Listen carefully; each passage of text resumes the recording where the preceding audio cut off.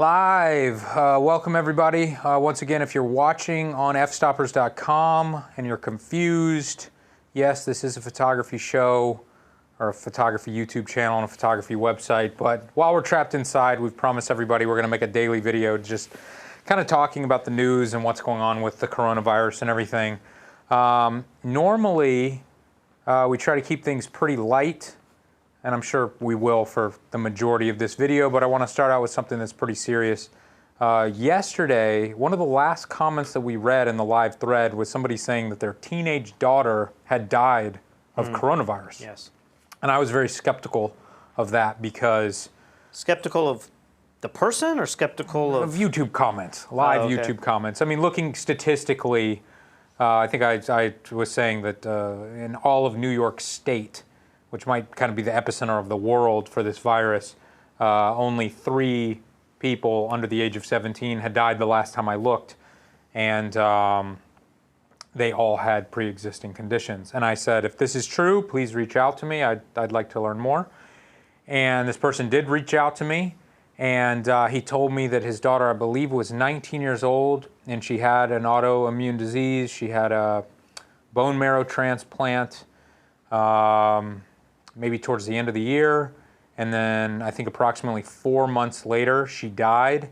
She did die with COVID-19, but he's unable to say for sure if the virus is totally to blame. I would imagine a bone marrow transplant's pretty significant. I believe so. I don't know much about it, but he did also say that the things that she was suffering from didn't seem to be related to the bone marrow transplant, but he doesn't know, if some other illness, a cold or a serious flu, could have potentially done the exact same thing. But obviously, it's incredibly sad. And he has created a foundation in her name that's money for other children that are in similar situations. I have linked to it in the description. And I actually tried to donate to it myself, but it wouldn't let me because I don't live in the UK. It seemed like you might have to have like a UK tax ID or something. To donate? That's what it seemed. If I'm wrong, please let me know in the comments. But if anybody's in the UK and they want to donate, not to this family, but to other families that will be in need in the future, please go to that link and do that in her honor. It's very sad. We're very, very sorry for your loss. Where should we begin today? Do you want to talk about... Should we look at numbers real quick? Okay, we can look at numbers. You and I are kind of... I don't want to say over numbers, but I don't know. There's no trending that we're really seeing any different, right? Like, it was crazier. It felt crazier when the numbers were lower weeks ago, but to keep in the spirit of this journal. Let's see. We went black for a second. Everybody was giving me crap in the comments before we went live that they play drinking games, and every time something goes wrong, they have to drink. Yeah. And they're all blackout drunk by the end of our show. So, like, this is a drink right here? Yeah, that's a drink. Okay, perfect. Coronavirus cases worldwide, 4.2 million cases, 287,000 deaths. We can quickly look at USA here. Whoa, did I see Russia on the list? Nobody's been talking about Russia, but... Really? I feel like Russia's numbers were never trusted or documented, but Russia now, maybe they've been there for a month and I just haven't looked. But I mean, look at the number of cases difference. I would imagine that's so crazy. I'd imagine that's a population difference, though. How many people are in Spain? I know, but you would just expect like a Russia or a India or a China to be somewhat similar. But goodness, I've never really... Spain's population is 46 million people compared to the United States, which is 330 million. Yeah. So how many times more is that? Is that like 6 or 7? 7 times more? 7, if you multiplied 7 by Spain, you'd be right at the U.S. numbers. Yeah, I mean, what you can just look at here is total cases by 1 million population. So Spain still has more per 1 million population. Smart? Yes. That's well, look at Russia. Russia's 1,500, but is Russia like China? We don't trust their numbers? Maybe. I don't know. Is that just here in America or elsewhere in the world do you trust Russia's numbers? All right, so we're up to 81,795 deaths, and yesterday being Sunday, we had the lowest death day in quite a while. May 10th, right here. So Saturday? 750. Now, that's probably not accurate, but How can they have today's date on there yet? I don't know. I do not know. Something fishy is going on here. Something fishy is going on with these charts. All right, let's get into this Elon Musk stuff. This is what I made the title of today's video. We talked about this yesterday, that Elon Musk was suing, I believe, the county that the Tesla factory is in, because even though he's allowed to open up by federal standards, and I believe he's allowed to open up by California state standards, the county that he's in has said, no, you can't do it. Do you know if this is happening elsewhere? It's got to be happening in other counties, right? Just not to this amount of publicity. And are other businesses going to start suing? I mean, you got to have, I mean, going to court sucks. Yeah. So, you know, you need the money to be able to force the hand. A lot of it's like playing a poker game more than it is actually being right, especially in this case. And I'm not sure if Elon even wants money. I don't know. I think he just wants, you know, to be allowed to work. But at the same time, I think his mandate might be up in just a few days from now. So, and then he would be allowed to work, but he wanted to go to work today. And so let's just watch this video clip here. This will. I like this comment. Musk thinks he's Tony Stark, but really he's Lex Luthor. No, I like to believe he is Tony Stark. Most influential businessman is taking on the government over its coronavirus lockdown. Elon Musk says on Twitter he has reopened his factory in California in violation of local government orders. Chief correspondent Jonathan Hunt has the latest. After railing for weeks against California's restrictions on manufacturing, Elon Musk restarted production at his California plant on Monday, tweeting, quote, "I will be on the line with everyone else. If anyone is arrested, I ask that it only be me." With the Tesla factory shut down, revenue obviously is falling fast, while other auto companies are reopening production lines, among them Toyota in Indiana today, General Motors, Ford and Fiat Chrysler in Michigan, either late this week or early next. But officials in Alameda County, California, like many in the Bay Area, are moving slowly, arguing Tesla first needs to show it can operate safely. California Governor Gavin Newsom backed those county health officials today, but said he believed progress is being made. My belief and hope and expectation is as early as next week they will be able to resume. But Tesla has filed a lawsuit in federal court accusing the Alameda County Health Department of overstepping federal and state restrictions, while Elon Musk once again took to Twitter Saturday, writing, quote, "Frankly, this is the final straw. Tesla will now move its HQ and future programs to Texas/Nevada immediately." California Assemblywoman and former Labor leader Lorena Gonzalez fired back with this succinct tweet. Musk replied, "Message received." Experts say that while Musk may want to move production out of California, it would cost a fortune and take anywhere from 12 to 18 months. Musk certainly has the money, those same experts argue, but does he have the time? Interesting. Does he have the time? Well, not only would it cost a lot of money, but I bet you there is a lot of tax savings to be made, too, by going to another state. Either a state that taxes you less or a state that's willing to make a deal with you to tax you a lot less or to give you tax breaks. Exactly. I wonder what tax breaks he's currently getting in California as is. He has to be getting some sort of tax breaks just because he's so big. But I thought I remember reading that Tesla might be the last car manufacturer in California. Everyone has left because of the taxes and all the regulation. And so Tesla, you know, people said you're crazy for even starting a factory in California. Maybe they initially started with the Roadster when it was so small. You know, they were just making a few of those cars, and then they just continued. So I don't know. Not last time I was in LA, but I was in LA a year or two ago, and I was taking photographs of guitar amp builders, and I got to meet this guy, Mark Sampson, who's like the amp builder.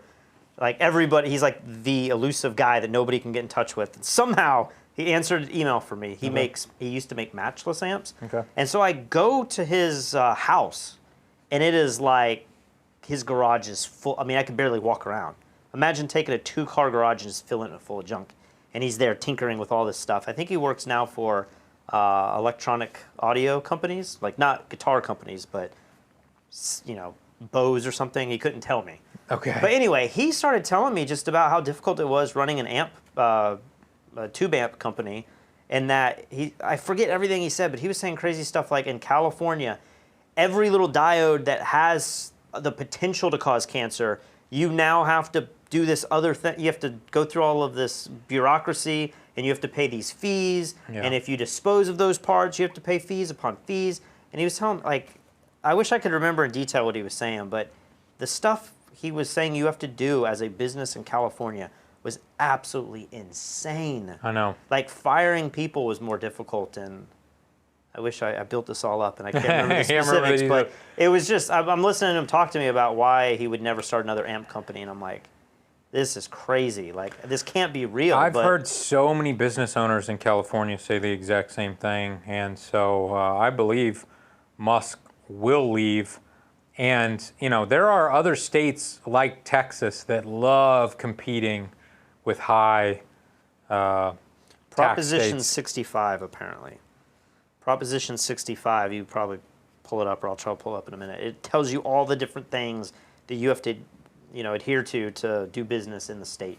And it's Because of the COVID-19? Or? No. This is just what they have passed years ago. I mean, Okay, they yeah, may I'm have not going to read that. It's probably 1,000,000 pages long. I'm sure there's an overview, but what this clip is interesting, what it's made me think about was, it's very easy to say, but all restaurants in our state or in our town have to also stay closed.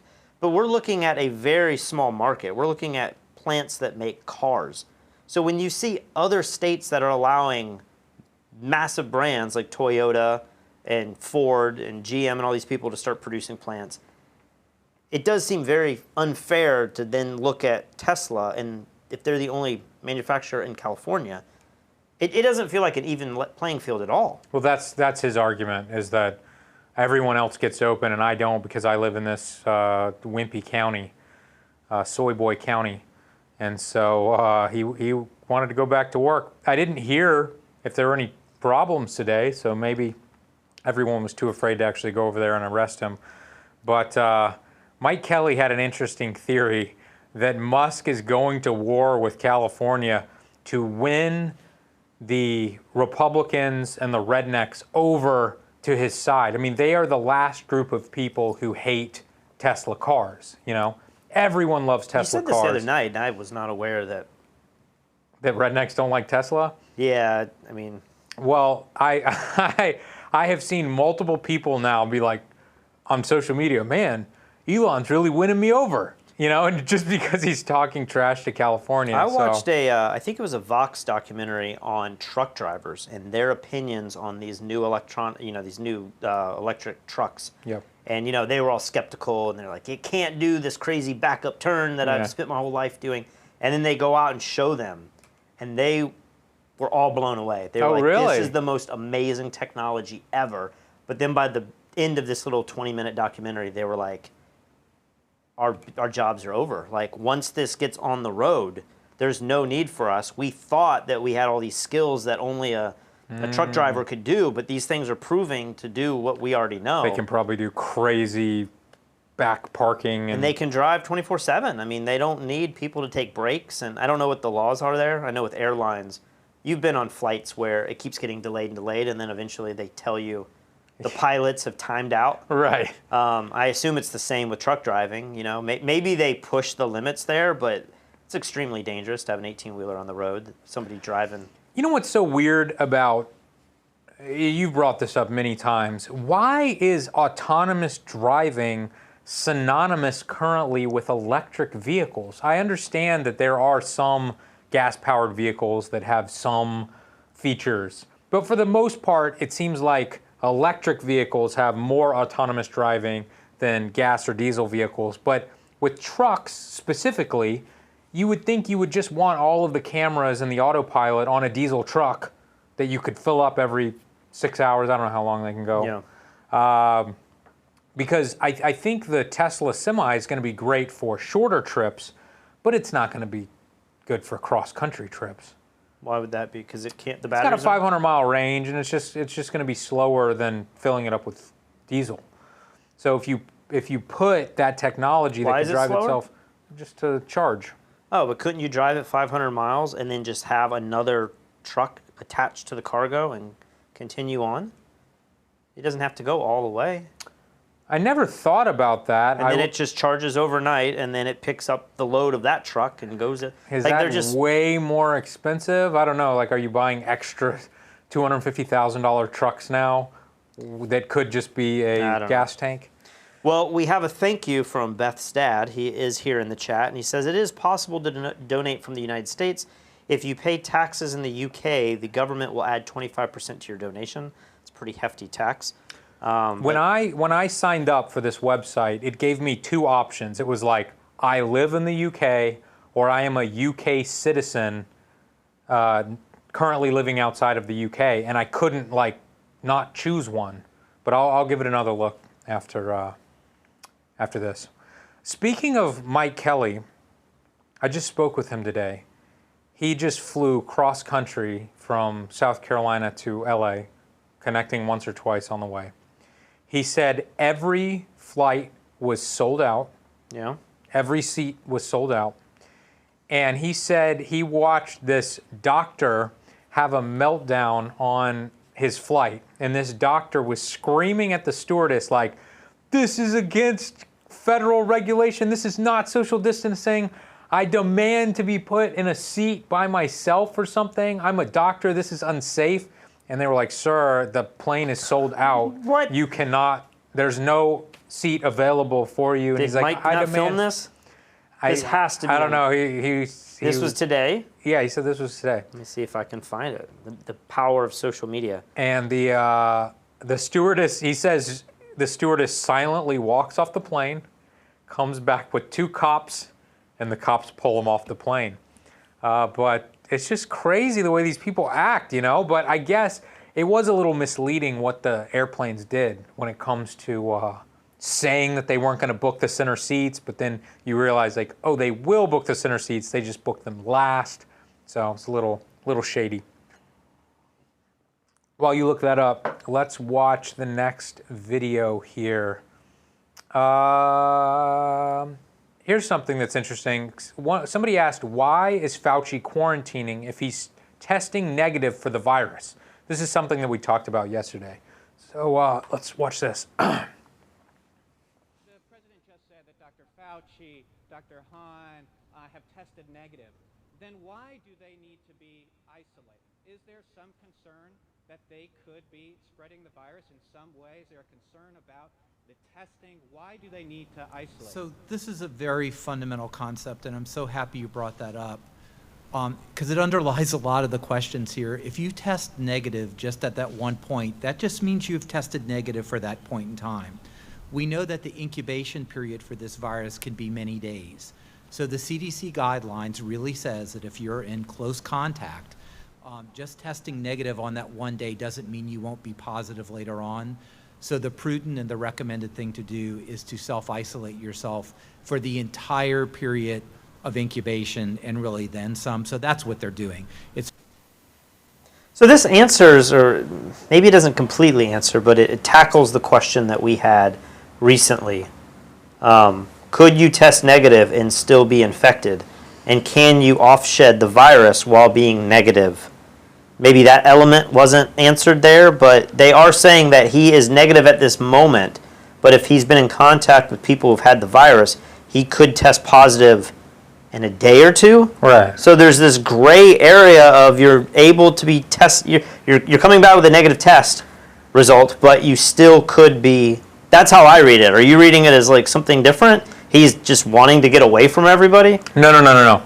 I mean, I'm sure there's some element to that. I'm sure he's appreciating the break. But my point is that this kind of goes against the whole dream of having more tests. And the second we can test everyone, then we can work in peace.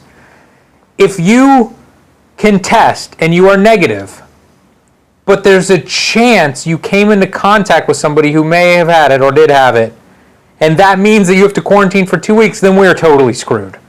How can you possibly go back to work Dana or White do anything? he shouldn't have been at that event. Exactly. Everyone at that event shouldn't have been at that. Like, they should have shut down the entire UFC event.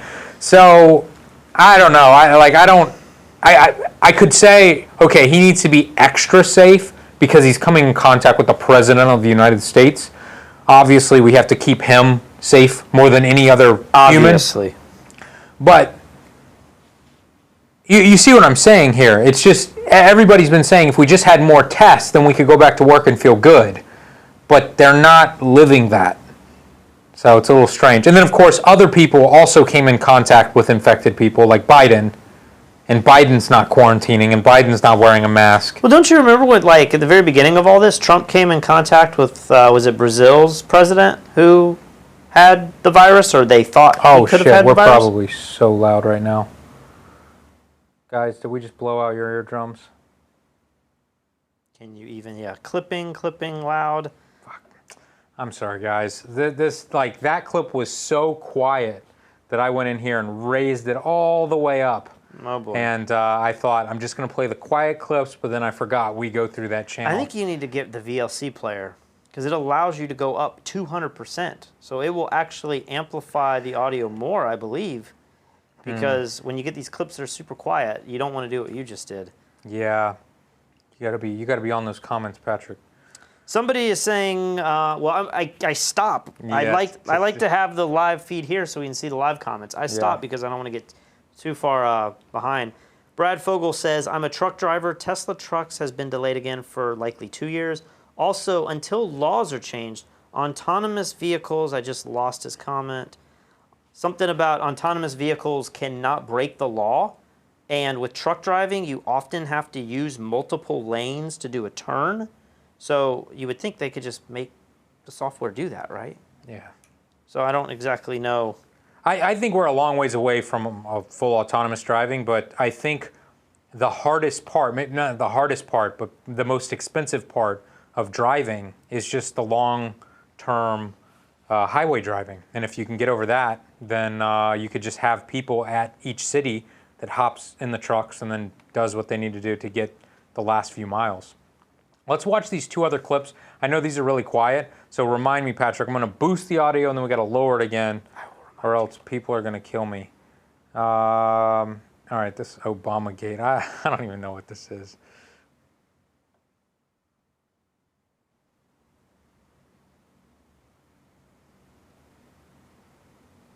President Obama of the biggest political crime in American history by far. Those were your words. What crime exactly are you accusing President Obama of committing, and do you believe the Justice Department should prosecute him? Obamagate. It's been going on for a long time. It's been going on from before I even got elected, and it's a disgrace that it happened. And if you look at what's gone on, and if you look at now all of this information that's being released, and from what I understand, that's only the beginning. Some terrible things happened, and it should never be allowed to happen in our country again. And you'll be seeing what's going on over the coming weeks. But I wish you'd write honestly about it, but unfortunately, you choose not to do so. Yeah, John, please. What is the crime exactly that you're accusing him of? You know what the crime is. The crime is very obvious to everybody. All you have to do is read the newspapers, except yours. So I'm confused. What is? I don't know what the crime is. I don't know. I lowered it. Okay. I don't know what the crime is. I literally had to Google what is Obamagate, and then I saw articles written about Trump saying this, and maybe last night Trump went on some crazy Twitter spree, something funny going on. Just the reason I lost the comment was because everyone started commenting about the audio, and everyone's like, my liquor cabinet's empty, gulp, gulp, gulp, gulp, chug, chug, chug. It's just kind of funny. So I've been seeing Obamagate trending on Twitter for the last 2 days. Okay. But did you figure out what it is? Not exactly. So I think maybe Obamagate has to do with Obama doing something to try to get Trump to not get elected, maybe. It's so crazy when people have these conspiracy theories and someone like Trump says that, what was it, Obama has committed the most serious crime any president has ever committed in history. He said something like that. And then they're like... Was that with the FISA courts and stuff? Or what is the accusation? That's the question. What did he do? And he's like, you know what he did, but you won't cover it. Read the newspapers, but not yours. But there's a lot of people like us who do not know what he's talking about. Yeah. So it's so weird to me. The one that's always interesting with Obama for me was that, remember when Mitt Romney was running for president and they had a debate and Mitt Romney goes on and on about like Russia and Obama is like, you are living in the Cold War ages if you think Russia is the thing we need to worry about. Yeah. And then like 4 years later, I believe, maybe it was 8 years later. I can't, did Mitt Romney run in the I middle? don't even know that it was that long. It was like 3 or 4 years later. Now the narrative is that Russia colluded or, you know, affected our elections and everything. You're like, well, was Mitt Romney right? Yeah, he probably was in that case. All right, final low volume clip here. Trump walks out of this press conference. This is pretty entertaining. Many times that the U.S. is doing far better than any other country when it comes to testing. Yes. Why does that matter? Why is this a global competition to you if every day Americans are still losing their lives and we're still seeing more cases every day? Well, they're losing their lives everywhere in the world. And maybe that's a question you should ask China. Don't ask me, ask China that question, okay? When you ask them that question, you may get a very unusual answer. Yes, behind you, please. Sir, why are you saying that to me specifically?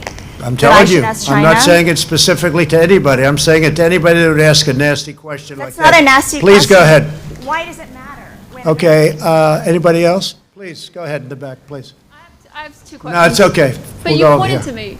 I have two questions, Mr. Next, President. next, please. But you called on me. I did, and you didn't respond, and now I'm calling on Sorry, I just the wanted young to lady in the back, please. I just wanted to let my colleague Okay. finish. But can I ask you a Ladies and question, gentlemen, please? thank you very much. Appreciate But it. you called Thank you on- very much. He just pulled like a Cam Newton right there. He's like, I'm out. Yeah. So What did he say that was so offensive? Like, I don't know if I understood the whole exchange there.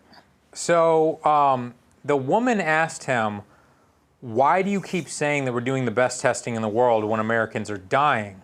Why is this some sort of competition for you?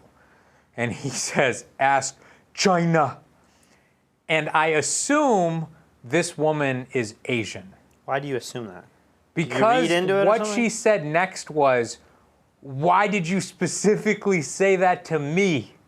And he's like, I didn't specifically say it to you. I'm saying it to anybody who'd ask me a nasty question like that, which I think is ridiculous. Like, I hate all the race baiting stuff. I think it's so stupid. But then it seemed like he tried to skip over her, go to another person. The next person in line allowed the Asian lady to say, why did you specifically say that to me? And in Trump's mind, now you have given up your right to ask me a question. So then he asks a third woman for a question. How did you keep track of all this from that clip? I've seen it many times. I mean, maybe I'm speculating and I'm wrong, but I think that's what was going on. I mean, They were next to each other, and she like gave the mic. I think or so, and then something? she gave the mic back. Huh. That's what I think happened. I guess my thought on this, and this is the big debate that we are going to have for the next 10 years or something, is, and you have world meters right up here, is that is the United States response that different from the United States, or from the rest of the world? Yeah. The question is why are you making this a game out of it? I don't know. Maybe he is making it a game out of it. I don't I'm not really- trying to I stand don't up for think the he president. is. I don't really I'm don't just think he saying, is. if we are testing at the same rate or better than other countries, and we just looked at Spain, and I know we can't really trust any of these numbers because the numbers are so far off, right? But if you do simple math, it looks like Spain's death rate is about 7 times less than the United States, but they're also 7 times smaller in population. Maybe they're tighterly knit too, you know? So I think, isn't it fair to some degree to say how have other countries and other populations combated the coronavirus compared to the United States? Like, that seems like something every historian is going to want to know. Every medical person is going to want to know. You know, every epidemiologist is going to want to know. How did we respond? And I know the United States is very wide, and we have areas in the middle where nobody lives. Like, it's a complex thing to find another comp, if you want to call it, that looks exactly like the United States. But I just feel like it's all such a mess. But should we be upset? Like, the president obviously did things that make him look ignorant in the fact that he said we'll soon be to zero, Yeah. and we're getting better every day. Like, things aren't turning out the way he said they would. But are things that much worse in the United States compared to other countries? Doesn't seem like it to me, but I think it might take a year or two before numbers start to kind of even out. I had a link in the description, or I emailed it to you. I don't know if you put it in there, but it was basically saying that New York City is going to revise their death numbers by 5,000. Because Up or down? Up. They think there's 5,000 people that died early March that didn't get tested and weren't part of the whole thing, and I'm like, how many people in New York died? We're at 80,000 right about now? In the whole U.S. In the whole U.S., so maybe New York is 50,000? So 5,000 is a significant, it's at least a 5% change. Yeah. And it's just kind of arbitrarily pulled out. Now, I don't know what kind of investigation is going to go into those numbers, because if you can just inflate the numbers because people could have had COVID but we didn't test them, and there's also a monetary advantage of that. Maybe states around the country are going to start saying, oh, we had all these deaths too. But I guess what I'm trying to say is the numbers seem like a very fluid thing at the moment. But even with them being fluid, it doesn't seem like the United States is faring that much worse or better than some other countries that are world leaders just like we are. Right. Maybe I'm way off base on this, but... Next up, Nashville restaurants. You want to do that one? Sure. I don't think this is anything too shocking, but gives our readers a time to drink. Capacity for restaurants and then takeout and delivery only. The COVID-19 pandemic has been traumatic for the hospitality industry. Our dining room is basically turned into a giant fast food place. I mean, there's so many to-go boxes and cups and things like that. Mayor John Cooper announcing Thursday that restaurants could reopen at half capacity again on Monday. So I know how to run an all-restaurant, and I know how to run an all-carry-out now, but what I've never done is run a 50-50. Many businesses just aren't sure how they can do it and make a profit. A business like ours, it's not profitable until you can put 80% of your capacity. And right now they're not asking the landlords to cut us half the rent.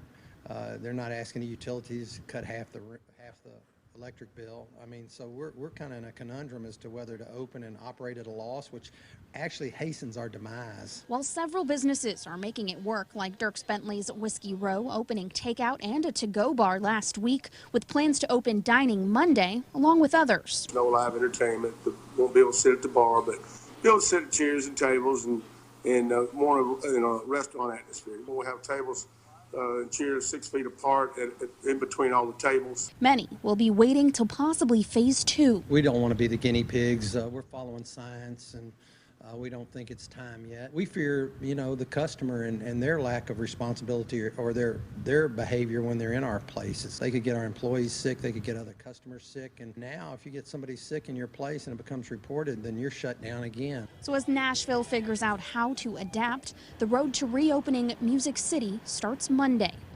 Still looks pretty open to me. Certainly more open than Puerto Rico, but maybe everywhere on Earth is more open than Puerto Rico. Yeah.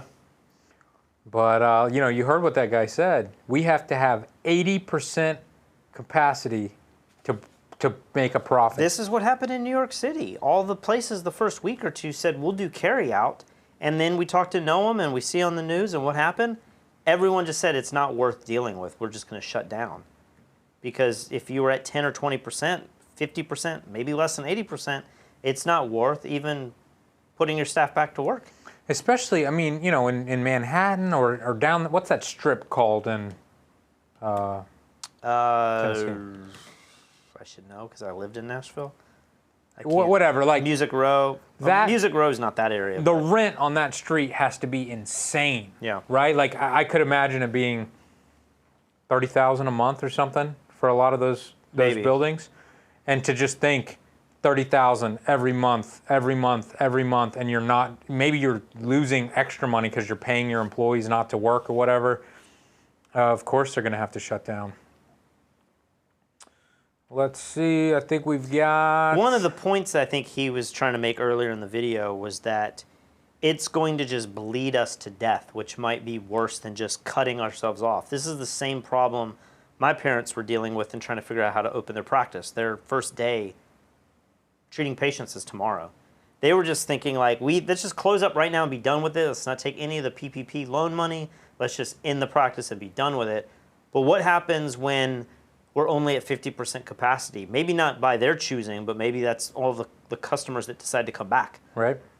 What happens when that's not profitable? And then we keep going and we're just trying to hang on until it becomes back to 100%, but it never becomes 100% within 5 months, 8 months, a year. Like, what's that time frame? And then you say, we were carrying on all of that debt that if we weren't profitable, even if it wasn't by much, each month you're just building up more and more debt, trying to get to the point when you're profitable again. That could be worse than just saying, hey, I'm done for the time being. Yeah, if you just quit for a bit and said, hey, maybe I'll come back in 6 months or whatever, maybe I won't. That seems like for many businesses it could actually be smarter. All right, we've got 2 more videos here. Let's watch this one. White House staffers have just been told that they need to wear masks when entering the West Wing. They have not been told that until now?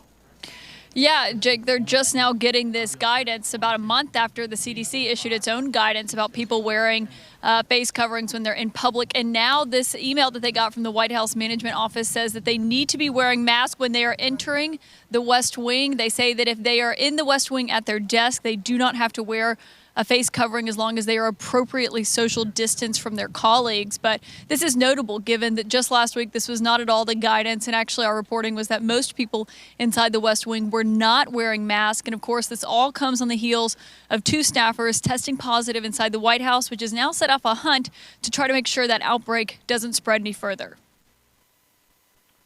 So that's... Do you know reporters want to wear their masks? Do what? Like, no reporters are ever wearing their masks. Oh, I've like, definitely I've seen reporters wear the mask. It's what is so she annoying. Doing? She's like, I get paid for this face, I'm showing it. I mean, what happens to that microphone? It could be contaminated, and then the sound guy is like, no one's around, but there's this thing, hot mic, there's this thing that's got coronavirus all over it. That's true. She should be responsible for her own mic. I'm not saying that the mask is 100% blocking everything hitting it. It's probably not, but something to think about. I agree. It's the mask thing, man. I keep thinking about it. I was talking to both my mom and my grandmother today. My grandmother is in a assisted living home. Yeah. What does she have a vibe of? Do they know what's going on? Is it scary? Are they all worried? Do they not tell anybody? What's going on in the nursing home? So it's incredibly strict in the nursing home. No one can come visit her. If she leaves to go, like there's a little lake on our property, she can go walk around the lake. But anytime you leave an exterior door, you have to go in the front door, which is like way out of the way, and you have to get your temperature checked. Which again, like I don't understand how people love these temperature checks. Yeah, it doesn't make any sense to me, but that's currently the rule. But my grandmother has recently had some issues. She's had to go to the hospital, and she's been to the hospital twice in an ambulance, but then each time she has come home from the hospital, my mother has driven her home. But as we have talked about, my mom isn't really, like my mom's not wearing a mask. She's not wearing gloves when she goes out. She doesn't really care.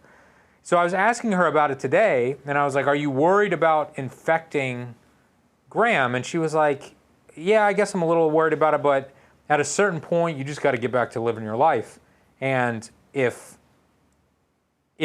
I can't see her for a year or 2 years, she could die anyway, and then that was the worst year of her life. It'd be better that we just have a normal life and do what we want to do. And maybe this virus does end up being the thing that would kill her, but like we're all gonna die, and when people get old, like it's gonna kind of happen. A crazy way to look at it.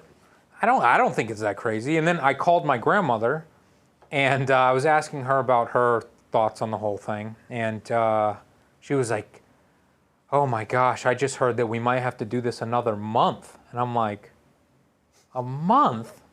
And I said, "Are you happy with the current rules and regulations and everything?" And she was like, "I think I am. I think I'm very safe with the current rules, and so I feel good about that. And I said, what if I told you you were going to have to do this another year? And she said, I would throw myself into the ocean. So she basically was like, I'd rather die than do this another year. And I said, okay, so if I told you your option is to do this for another year and not be allowed to see any family members for another year and continue, to be safe in this way, or do nothing and go back to living your life but have the potential to get the virus, would you prefer that? And she said yes. She'd prefer to get the virus? No, not prefer to get the virus. She'd prefer to live her life as normal and see her family with the potential to get the virus. And I assume the majority of people are like that. Now, maybe you're not. Maybe you will stay inside for the next 10 years if there's a chance you could catch this.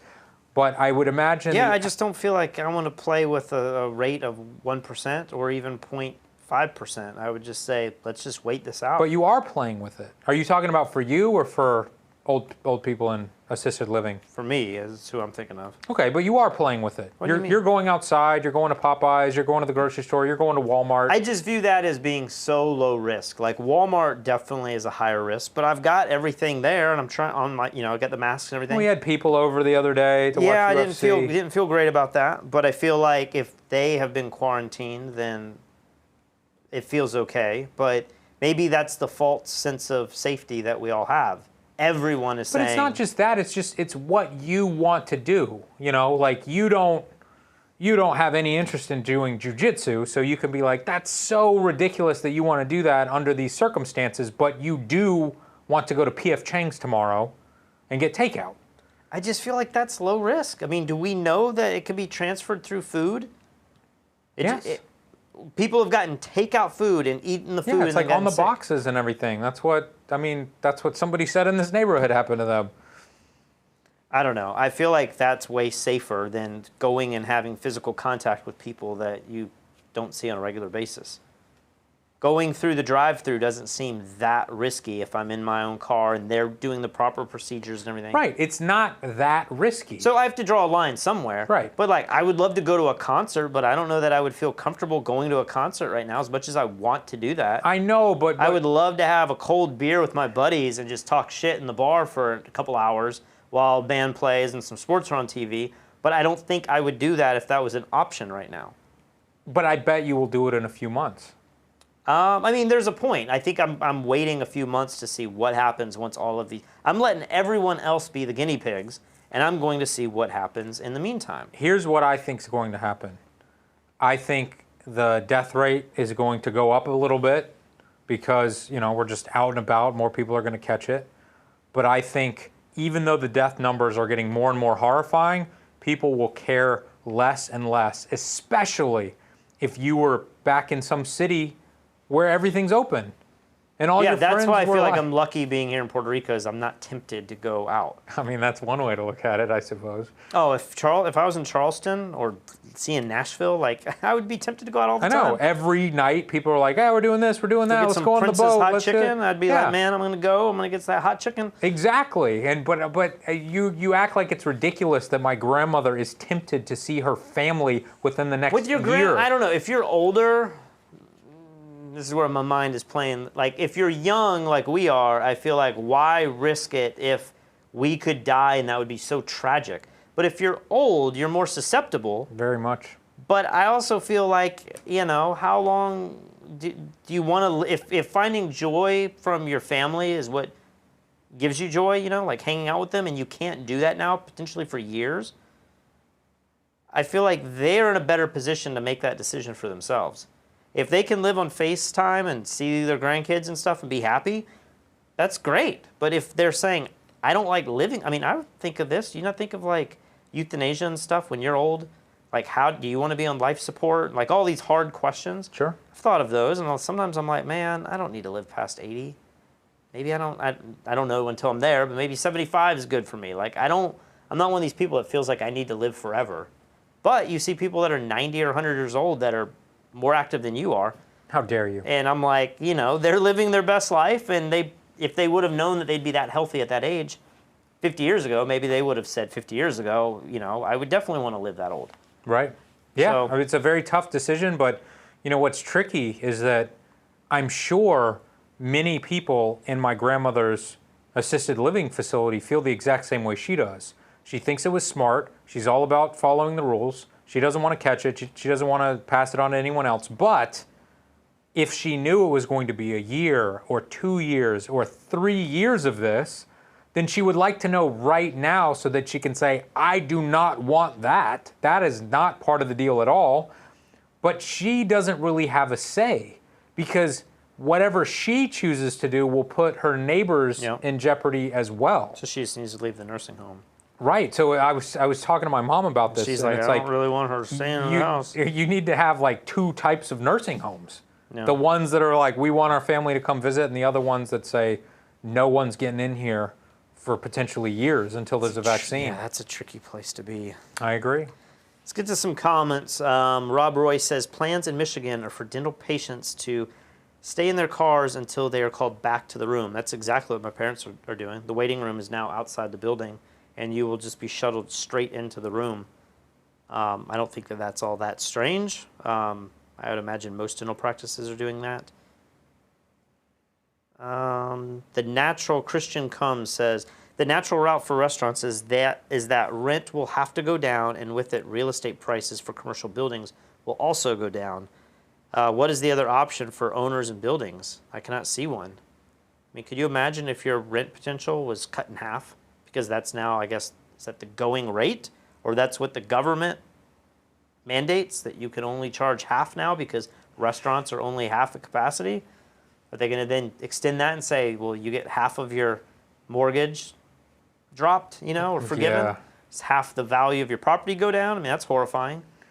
Yeah, it's all horrifying. I don't see how this can end well. Eventually it will. But how many years will it take to recover?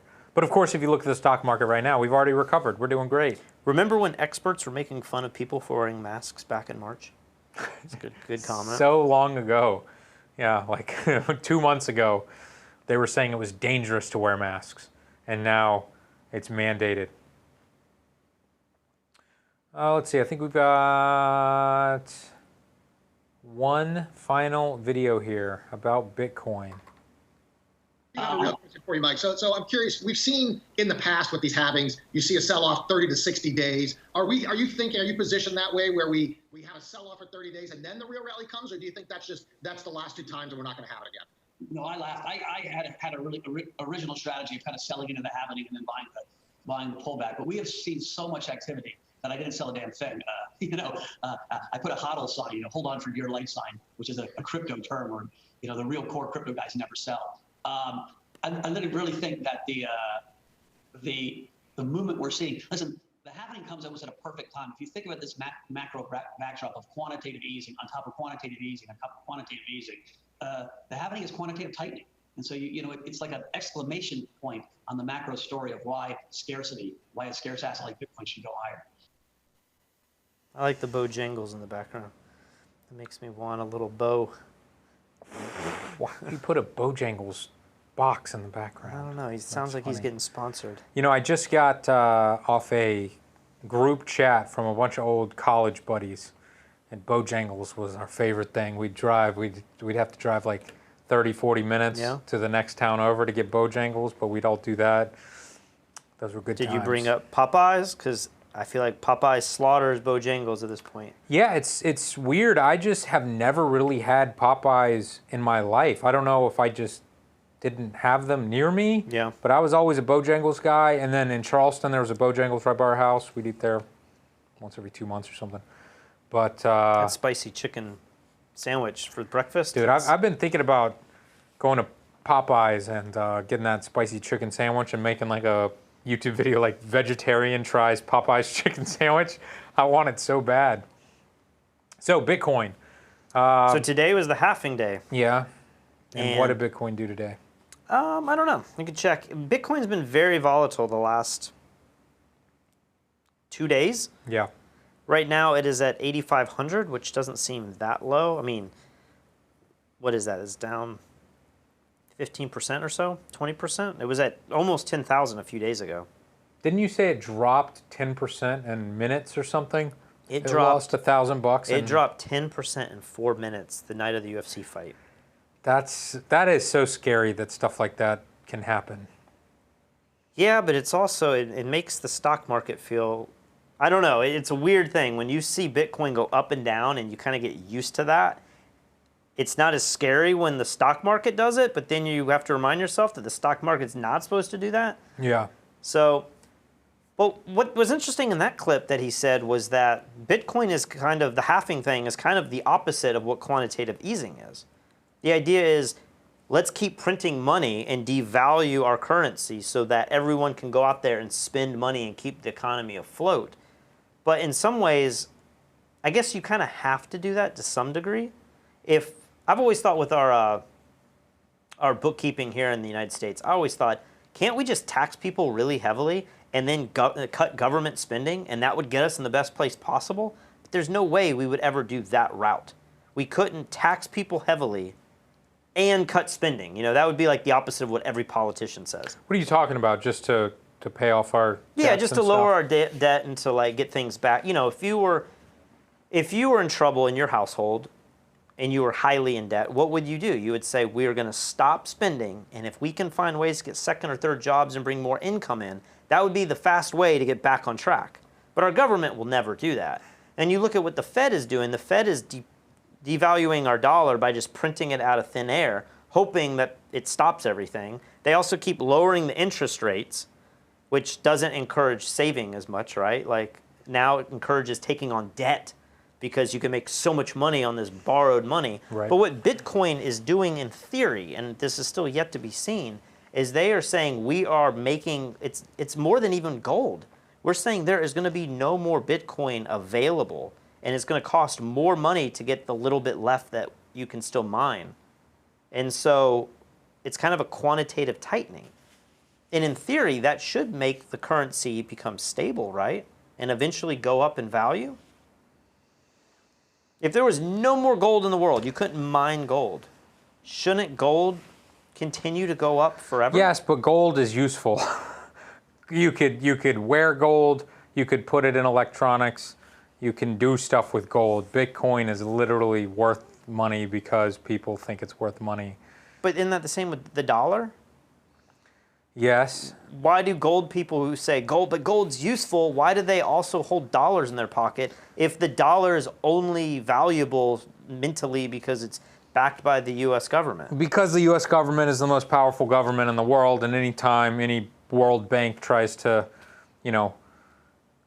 claim that our currency may not be as safe as we think, we do things. I can't remember. I was talking to somebody about this, and it's like some bank lowered some rating of the U.S. dollar once, and we did something to them and just shamed them. Well, this happened during the last financial crisis, right? Okay, maybe, I don't know. We dropped from a AAA rating to a AA rating. Maybe that's what I'm thinking of.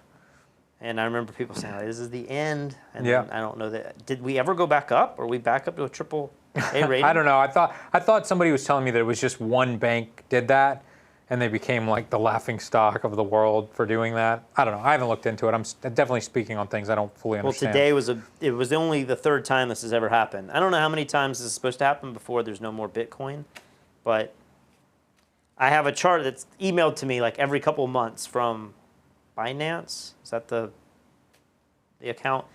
And it shows that and it was a long time. I think the first time Bitcoin halved, it took 360 days or something. So it took a full year, but it went up, I think it went up like 8,000%.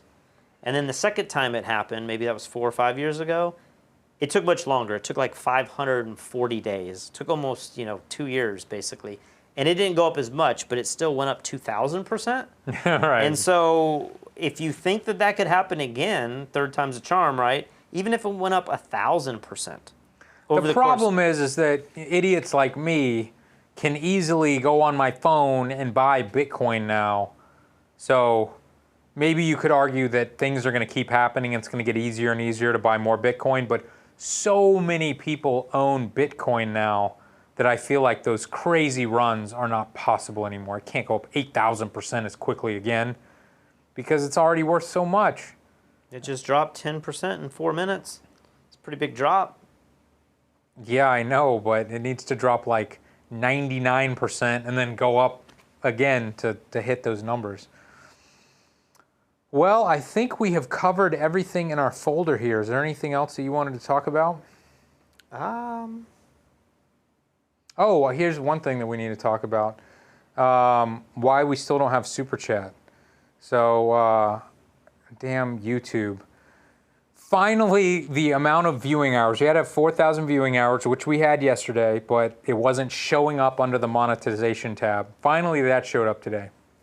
So I turned on monetization. And then it goes to this next step that I didn't know, and it was like, now your channel needs to be audited by YouTube. And due to COVID-19, this is taking longer than normal. So they didn't even give me a time. Like, I don't know if that means, oh, it's going to take 3 hours, or it's going to take 3 days, or 3 months.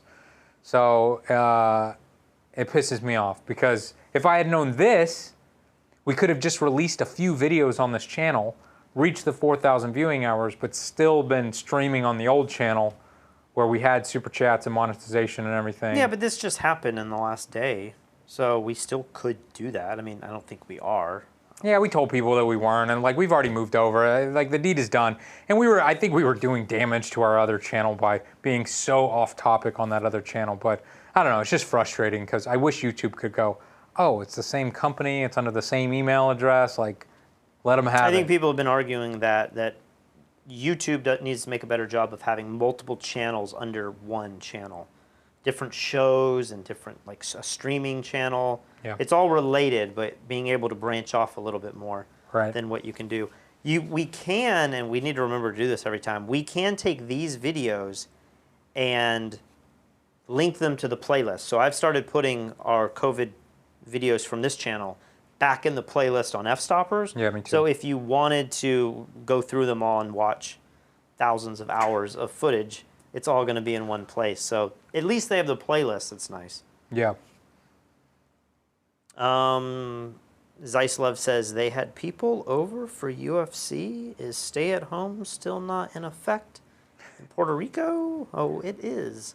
We are just we're just badasses now. Ooh, take the money and run. Yeah, we are breaking the law here. I also, for the first time today, I went kiteboarding on the main beach in my neighborhood because I met, I'm probably going to get somebody in trouble. You know, people from this neighborhood are watching this. Don't say his name or her name. I met with somebody in charge, and I was like, hey, when can I kiteboard out here again? And he was like, if you're out to sea, I can't tell you to stop. So I was like, cool. So I went out today, and I didn't see anybody, but these 2 women came by when I was packing up, and they were like, oh, we have video of you.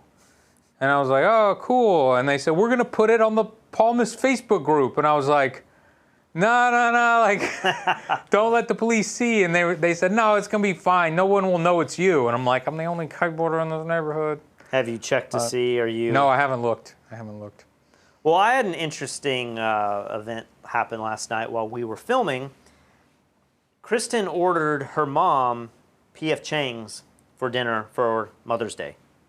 Good gesture. I wish I had thought the same thing. That's a great idea. I wish I had done that for my mom. Unfortunately, my parents don't have a P.F. Chang's anywhere near them, so that wasn't a possibility. But she ordered at 4 o'clock, and they told her that she put in the order was like at 8. And I think this is all over the phone or something. There's no app to do this. But they said, oh, the order will be ready for 4, and they're using some service like Dine Dash or somebody to come pick up the food and then deliver it where you want it. And then on that app, you can say how you want it delivered. Do you want it left on your doorstep, or do you want them to give it to you or whatever? So at 8 o'clock, the guy shows up to pick up the food from P.F. Chang's, and there is just a line out the door because P.F. Chang's isn't serving anyone in the restaurant yet. So everyone is taking orders to go. And so I'm seeing all these chats between her mom and her, and it's going on for an hour. We're still filming, and I'm like, man, it's been like 50 minutes since the food was supposed to be ready. Well, they don't. Where should I go with this? Kristen's in communication with the guy who works for the food delivery, and he's like, I can't cancel this order, or it's gonna hit me on my app and it's going to make my rating go down. And I'm kind of thinking like, you should have done that and then just straighten it out with the app later, right? But I don't know. I've never done these jobs. So he stays out there for 2.5 hours. At 10:30 at night, a manager comes out of P.F. Chang's and says, all the orders are done. We've canceled everything.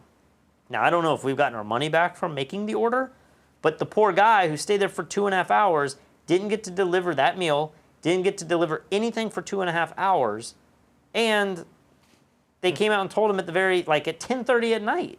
When the whole... So was her mom just sitting home starving, waiting for 2.5 hours? From 8 to 9 she was, and then at 9 she just decided to make something else at the house, and she's like, if they bring it, then I'll just eat it tomorrow, but it never came.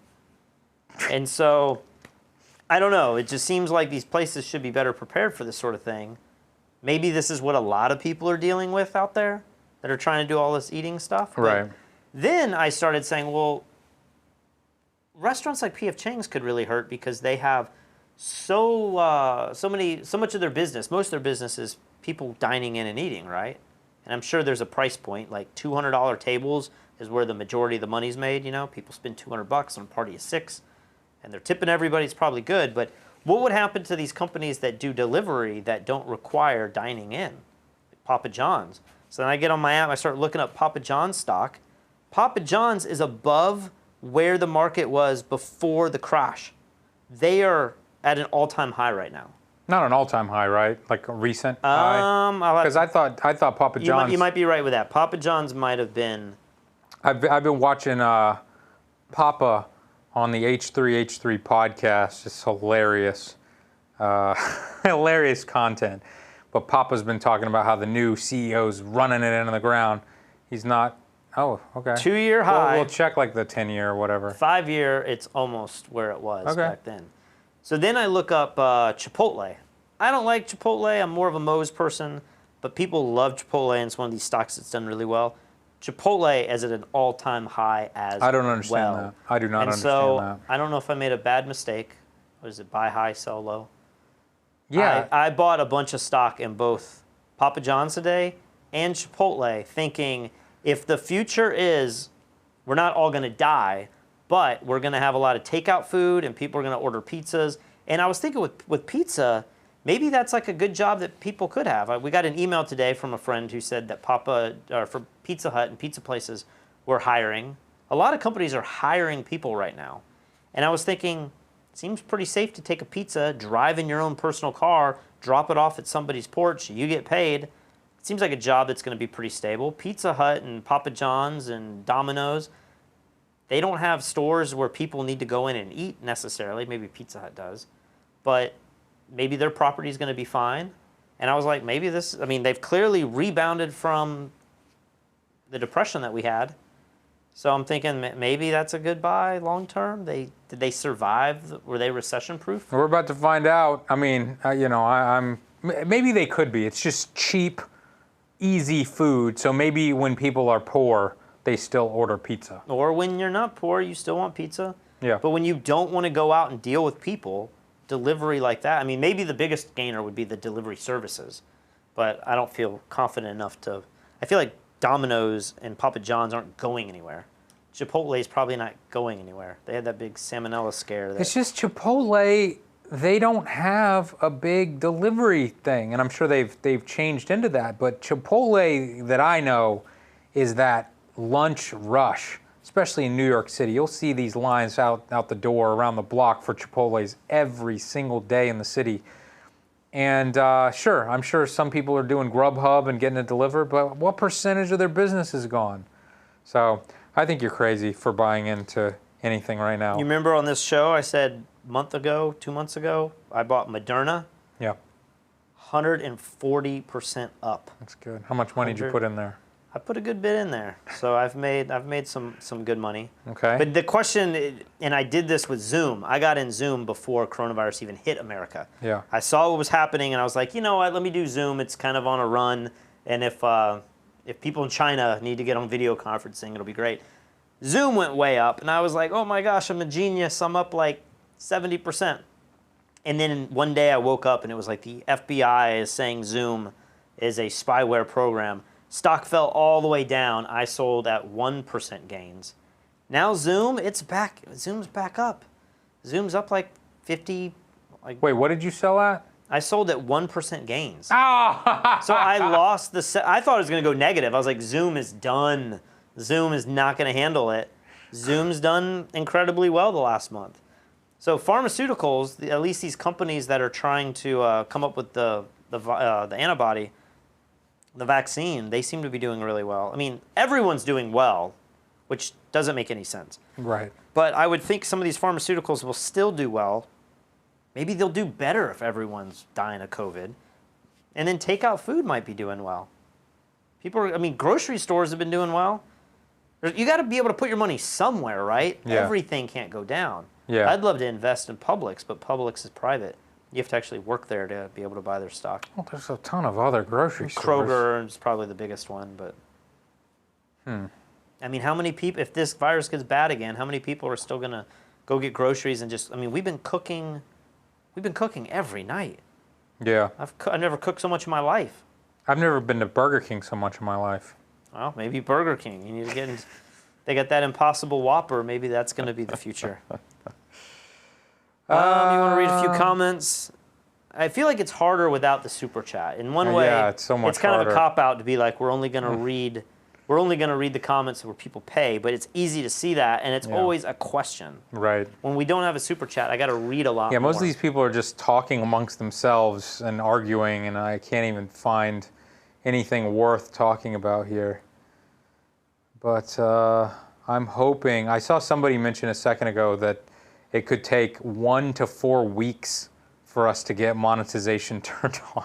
So it's super annoying. Right when we get everything working, kind of, then we break the monetization I aspect. like this comment from Sergio. How can you social distance at the dental office in Puerto Rico when there's no real appointment time to show up? Wait, say that again? How can you social distance at a doctor's office here in Puerto Rico when there's no real time to show up? That's for I don't damn know if sure. we've ranted about this on this channel before, but we've experienced, and friends of ours have experienced, having an appointment at 8 o'clock and then they show up only to be seen at 2 p.m. And many of them have just learned, I'm just going to show up at 2 p.m. and miss my 8 o'clock appointment, and I might be seen earlier. Yeah. And not waste the whole day. I have never seen anything like it. My buddy, his son broke his arm. He had to go see some specialist in San Juan. Hour drive. They told him to be there, I think, at 7 a.m., so he had to get up at 5. Got up there by 7. Doctor saw him maybe at 2 p.m., and he asked the doctor, what do I need to do so that this doesn't happen again? Because I've been waiting all day. And the doctor said, oh, just tell the lady up front that you want an appointment after 2, because I only come in at 1 p.m. every day. And he said, why did your front desk lady tell me to come in at 7? And he says, we tell everyone to come in at 7. I have never heard of anything like that in my entire life. Yeah. I don't understand why that's good for anyone. Why would the front desk lady want to sit there and stare at people until 2 p.m.? Tons of people waiting on that. Like, it just doesn't make any sense to me. But I've heard so many people say James Harrelson says Obamagate is supposed to be the scandal where Obama knew and approved the Department of Justice and the FBI was going to set up wiretapping and criminal investigations on Michael Flynn before Trump was even president.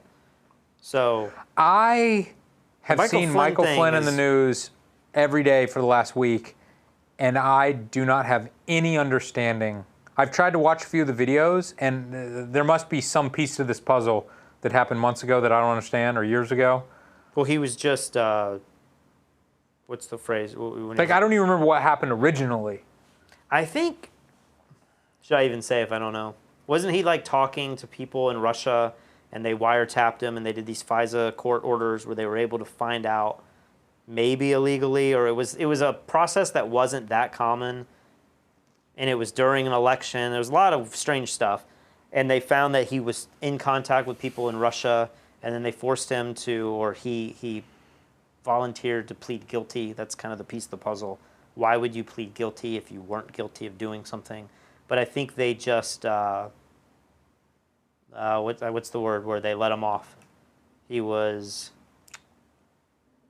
I forget the word, but yeah, I know. Yeah, this is that part we would have edited and we just would have said the right word. We would have sounded so smart. So I think that's what's happened, but I don't know enough of the details to know what actually happened back in the beginning of the election. But then I've read things about entrapment and stuff, and they got him to say things that he wouldn't have normally said. I don't know. I do not have any understanding of that story. So pardon is the word I'm looking for. He was pardoned. By Trump? Maybe he wasn't pardoned. I don't think he was pardoned. It wasn't pardoned, but it was something on that line. Okay. I'll have to look into it. Anything else you want to talk about, or should we wrap today's episode, Patrick? If you guys wouldn't mind, we would definitely appreciate if you would subscribe, because this is a brand new F-Stoppers Live YouTube channel. If you're watching this currently on fstoppers.com, it's streaming on the front of fstoppers.com right now. You can click over to YouTube and then subscribe there. And I really honestly don't know if it does anything at all, but you can hit that thumbs up button right now. We've got 73 likes at this very moment. I don't know what happens if we hit 100, but it sounds like it's better than 73. What platform do you use to buy stocks? I just use Fidelity. There's Robinhood. Dude, this dude has asked the same question 1,000 times. Why do you care where he buys stocks from? Oh, I'm seeing it for the first time. You're right. It's up there quite a bit. Patrick, does your dad have any other conspiracy theories? Oh my gosh, how much time do you guys have? I don't know, but in a way, I'm excited. What do you mean you don't know? I mean, he has endless conspiracy theories. Yeah, but I don't know if they're all like. I mean, I don't know. Some of them seem very reasonable. They would. Like, he was going on about how the power plants in America could be, there's like 6 of them or something that supply all the power, and that there have been cases where people have cut through the wires in California, and they were cut in a way that it would have been impossible to repair. And I don't know, like, if that really happened, then it feels like maybe our power grids are susceptible to acts of terrorism or, economic impacts and stuff. Yeah, he talked about this on the video. Yeah, that was one of them. You didn't show it to the people. That's true. Lee, how much weight have you gained? The weird thing is, I'm looking at myself on camera. I do look a little chubby. This morning I weighed myself and I was 178. Normally when I'm fat, I'm like above 185. So I was 178 this morning, and I don't really know how. I mean, I've been eating so much garbage. I probably had 4 or 5 of Kristen's cookies today. I had Burger King today. I was eating chips. I'd be doing so good if everyone in this house would stop baking and buying cookies and chips. I mean, I've been guilty. I've bought a couple bags of chips, but usually I buy a bag of chips and then I eat the crumbs because somebody else has opened them and eaten them. So I'm always buying the chips hoping to have that one fulfillment that I planned on having weeks ago, and then I never do. But it's just the cookies are there, and the brownies are there, and the Oreos are there, and the M&Ms are there, and the ice cream's there. And what I keep doing is I just make my breakfast smaller and smaller so that it holds me over through the rest of the day, and then I'm having like a pretty big dinner. But I'm 2 pounds lower than I've been through this whole thing, so I feel like I'm hitting a new low for the last couple months. I'm 6 feet tall, so I could probably be like, if I wanted to be really trim, I could probably be like 170. If I dropped below 170, I'd be like really trim. But yeah, if I could be 170, I think I'd be very happy with the way I looked naked. Constructed Identity says, invest in a company that makes N95 masks. Every so often, Mike Kelly tells us that he invested in, is it Triple M? What? Makes the masks? He's like 3M. 3M, but I think, is it Triple M is their stock ticker? And he's like, it's the worst decision ever. Like, why did I do that? And I'm wondering, why are they doing so bad? Let's see what Triple M is doing. Who, Mike Kelly bought into this? Yeah, like Triple M is down 20% for 6 months. Really? For 3 months, it's down 11%. 1 month, it's down 0.2%. Like, they're not in the green at all, and all these other companies have rebounded, and you would think that they would be the ones making a killing, but they make a lot more than masks. They also make tape and stuff. People just aren't buying tape right now. I bought so much tape recently because we didn't have much tape I needed packing tape, and then I needed something stickier than gaffer's tape to hold up this background that we got back here. So it's like I go on Amazon and I buy a bunch of tape, but then Amazon's been taking weeks to show up. So then I do a B&H order, and I'm like, I'll just order some tape here. But then B&H was kind of slow, and I found myself at Walmart, and I was like, oh, here's some tape. Let me just get some tape. So now all the tape from B&H and Amazon is showing up, and I'm stacking it on top of my Walmart tape. So we're good forever. Like for as long as we live in Puerto Rico, we now have enough tape. One thing that I have, another stock I've been thinking of buying is eBay. If you go on eBay, you can buy things that are shipped to you instantly. Yeah. And Amazon, I do so much. I'm so addicted to Amazon. I'll go there and look for a cable or something I need, and it's like a month away. It's saying June now, and then I go to eBay and I see things shipped, like I buy it, and the seller ships it that day. It's like your item is shipped.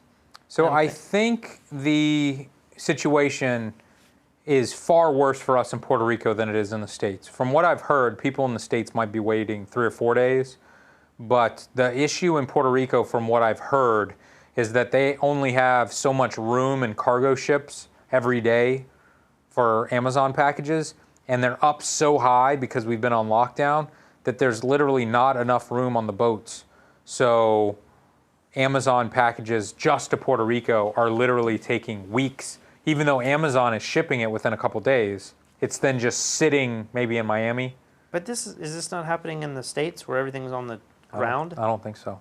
So people are getting things as quickly as... Let us know, guys, what... is eBay, if any of you changed from, Amazon to Walmart or Target or eBay or any other delivery service? I've talked to people and they're like, oh, it takes 4 days now instead of 2, but I think they're good. Does Patrick's dad agree that Bill Gates wants to depopulate the world with vaccines? I don't think my dad even knows what Bill Gates said. Like, if you asked him, he'd be like, I haven't heard that. But I'll tell you what I did hear, and then he'll just go on a different topic. Yeah.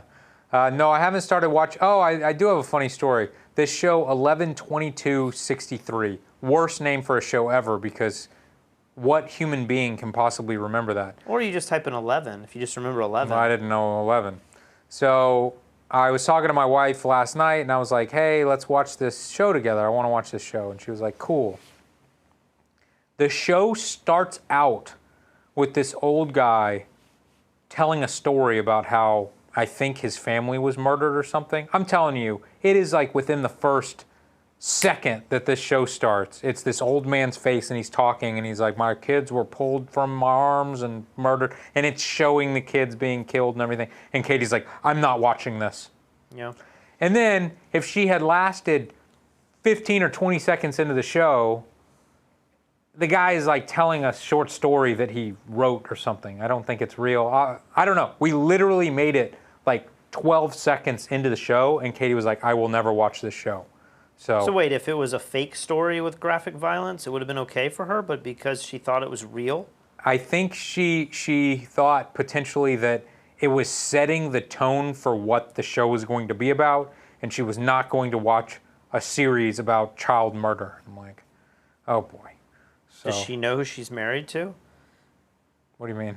I don't know. We're traveling with Elia. Like, you're just watching all these shows, and all it's the all documentaries about and stuff. kids getting snatched. What happened to Johnny? And like the I just under like the stairs. Like, what was that one? The nuns. The yeah, I don't remember. Everything you're watching is about. I like a good murder documentary. I don't know. I've got one episode of Waco left. Have you? How much do you have on this? I think I have 2, but Kristen doesn't like watching Waco because she knows all the kids are gonna die, and so I'm like, I can't. You were fine until you read about it. And now I have 2 episodes left, and I have to find my own time to watch it. But. I have 1 episode left. Do you feel like I look like that actor, David Koresh? As I'm watching it, I'm like, this is so creepy because it looks like my dad when my dad was in his 30s. Yeah. And then I'm like, he kind of looks like me now with the mullet on my head. And then, I'm sorry, like you guys aren't going to know who we're talking about, but that other kid, Tiburon or whatever the hell his name is, he looks just like Pat Black, our buddy Pat Black, and I cannot watch the show without seeing myself and Pat Black. Thibodeau. Yeah, it freaks me out. But I got 1 episode and then I'm done with it. People are saying it's the date of Kennedy's assassination. Everyone knows that date if you lived through it or something. I was Guess just what? I disappointed. didn't Like, live did through you rent? You rented it? Because I didn't have access to it on. Was it on Amazon Prime? What? That show, 11/22. It's on Hulu. Oh, Hulu. This is what drives me crazy. It's on Amazon, but when I click on it on Amazon, it's like how to purchase. It's not really on Amazon, but it lists it on Amazon. It's not on Amazon Prime. It's just available to purchase. Yeah, well, if I go on the Amazon app on my Apple TV, usually anything on that it shows, now unless you go to rented movies, but it'll show like Curb Your Enthusiasm, which is HBO, but somehow Amazon Prime lets me watch that. Because you have my Amazon Prime account, which is my HBO. Like, I've purchased HBO through that. Oh, that's confusing. You know what's awesome, though? The new Apple TV, I don't know if you have it, but with the remote, that you can talk to the remote. Yeah. You can just say anything, and it will search through all of your subscriptions, and it will find if that movie or show is available for free on this, it'll just link you right to it. And if it's not, it'll take you to iTunes to rent it or buy it. It's incredibly smart. Well, I had this app. Of course, I can't. Just Watch. Yeah, I've got that app as well. You just look up stuff, and it'll tell you where. Like, if you want to watch Gremlins 2, you have no idea where that is. Yeah. It'll tell you if it's on a streaming service or not. But all right, guys, I think we need to end this episode. We are going down a rabbit hole that has no end. Thank you guys so much for watching. Once again, subscribe if you would. We will see you tomorrow.